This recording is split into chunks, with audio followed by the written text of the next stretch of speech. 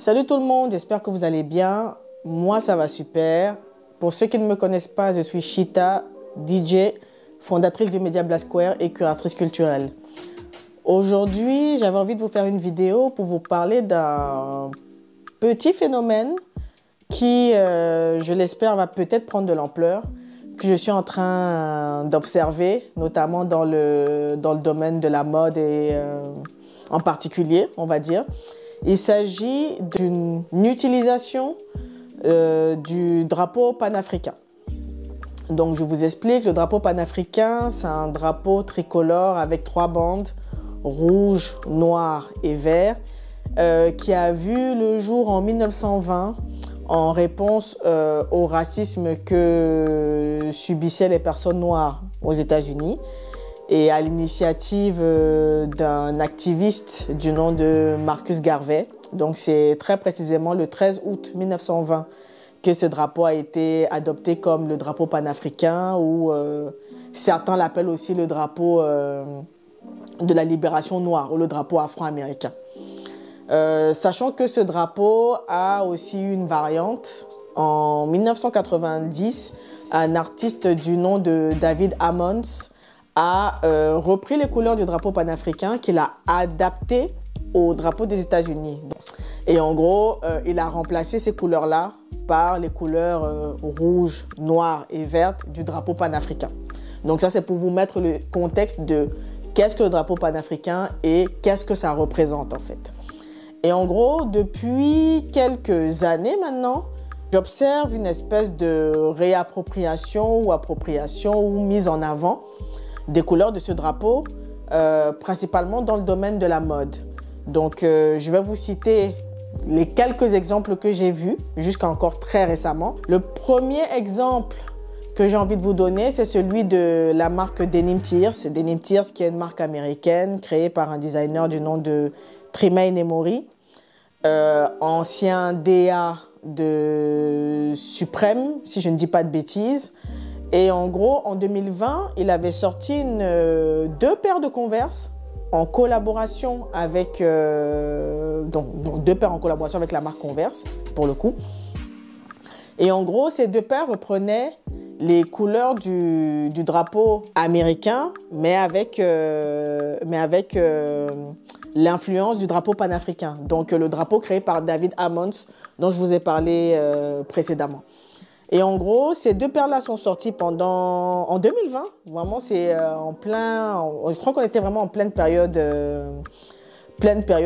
Covid. Et moi, j'avais trouvé ça intéressant comme approche, parce que c'était vraiment une des premières fois que je voyais, entre guillemets, un objet du quotidien ou un objet de mode avec des couleurs autant marquées. Donc, en tout cas, c'était moi vraiment la première fois que j'étais vraiment... que j'avais vraiment ce type d'exemple-là dans la mode. Donc, on a Tremaine Emory. Le deuxième exemple que j'ai envie de vous donner, c'est celui du tournoi K54. Donc, on revient en France.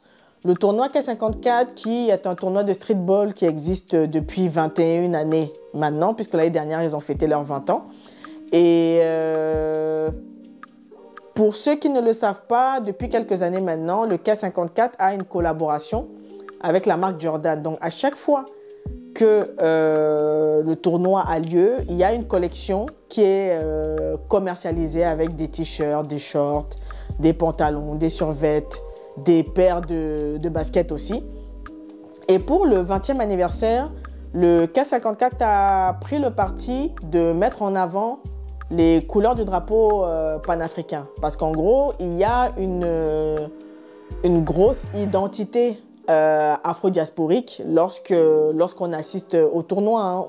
C'est-à-dire que oui, c'est influencé par la culture streetball américaine, mais compte tenu du contexte dans lequel nous vivons, qui est celui de la France, pays dans lequel se trouve une grosse diaspora africaine, l'ADN aussi du tournoi est teinté de cette influence-là. Donc je pense que c'est aussi ce qui a justifié l'utilisation des couleurs du drapeau panafricain pour une collection aussi marquante que celle des 20 ans du tournoi.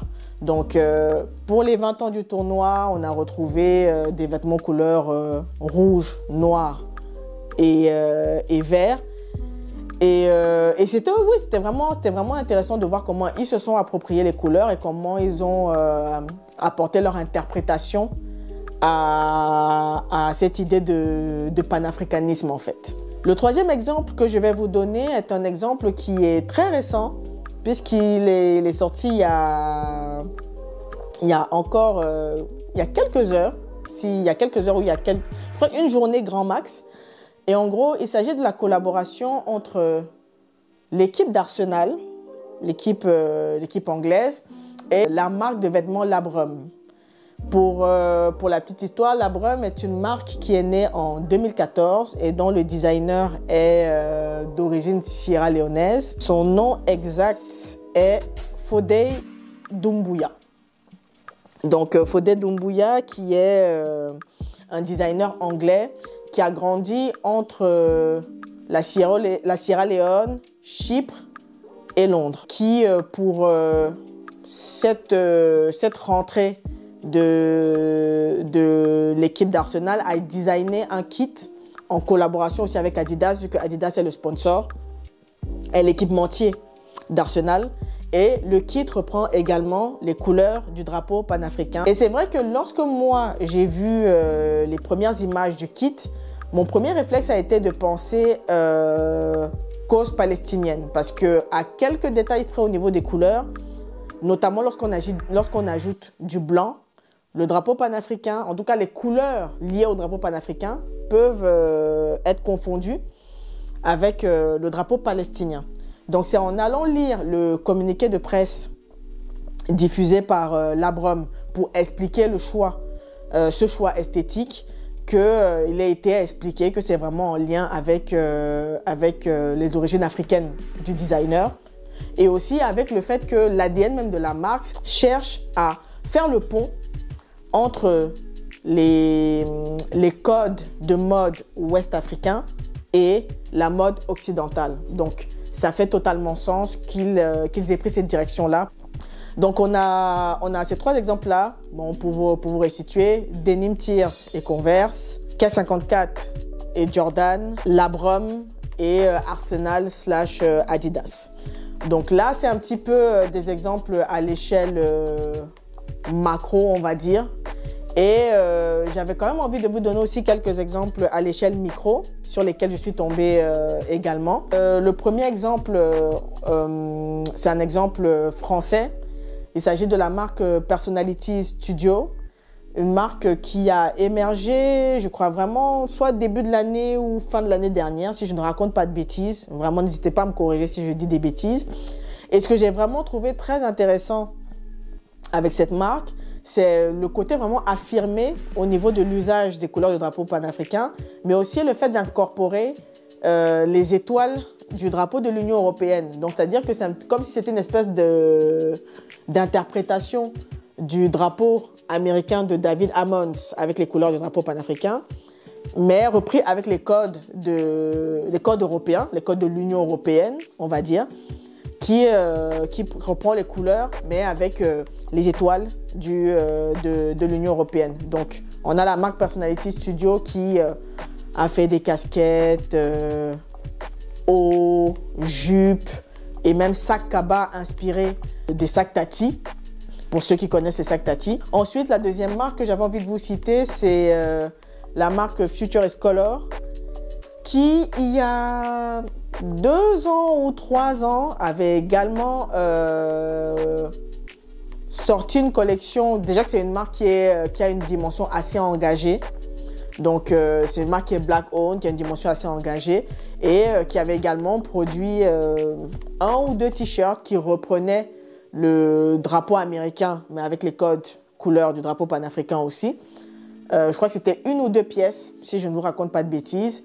Et pareil, j'avais vraiment beaucoup aimé l'approche de cette marque-là. Et la dernière marque que j'ai envie de vous citer, c'est la marque de Fruit Market qui a présenté quelques pièces de sa nouvelle collection il y a quelques heures.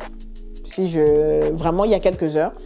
Et collection dans laquelle on retrouve des bonnets avec les couleurs du drapeau panafricain, également 1 ou 2 t-shirts en mèche qui reprennent aussi les couleurs de ce drapeau-là. Donc je pense que il y a quelque chose à observer de la manière dont les designers, on va dire afro-descendants, s'affirment par le choix de symboles liés à la culture ou à l'histoire, parce qu'au-delà de la culture, c'est aussi de l'histoire, à l'histoire des communautés noires, que ce soit d'un point de vue états-unien ou d'un point de vue africain ou même d'une diaspora noire globale. Donc je pense que c'est assez intéressant de voir comment ces designers-là s'emparent de ces symboles-là et de comment ils en font des outils pour exprimer qui ils sont par le biais de pièces de mode. Donc j'ai hâte de voir ce qui va être proposé par la suite, mais déjà je trouve que c'est déjà assez intéressant comment c'est présenté et ça donne envie de voir ce que la suite nous réserve.